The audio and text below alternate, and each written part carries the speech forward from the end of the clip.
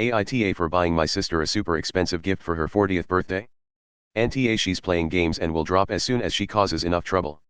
Might want to notify daycare, babysitters, schools wherever she goes that the birth mother does not have custody and has no visitation, so she can't show up there and take your daughter. Auntie A. Your child is not a prop that your ex gets to use to exert control over your life. If she didn't want another woman to raise her child, then she should have stepped up to begin with. She voluntarily signed away her rights, and she has to live with that now. This woman sounds too selfish to raise a child, and I wouldn't let my daughter anywhere near her. Two fundamentally incompatible people trying to live together and get married will not work. You're not going to get your wish here. She's not going to give up the cats and she won't stick them outside for you. You are going to grow resentful with every passing day and this will affect your entire relationship. It would be best to part ways now so that you two can find people who are much more compatible. I don't know, I would have just covered my tattoos. And I have a lot.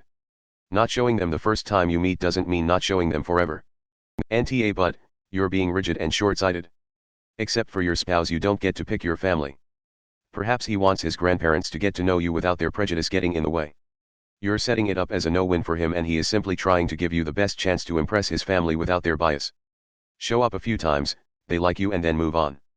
It's not hard, but you're making it so he can't have any middle ground. Auntie A. Sister clearly is emotionally deficit, however. Asking for help to keep the bills paid is so much more different than cleaning up the fucking yard. The fact that she just did it without consent is just on a whole other level of wicked emo.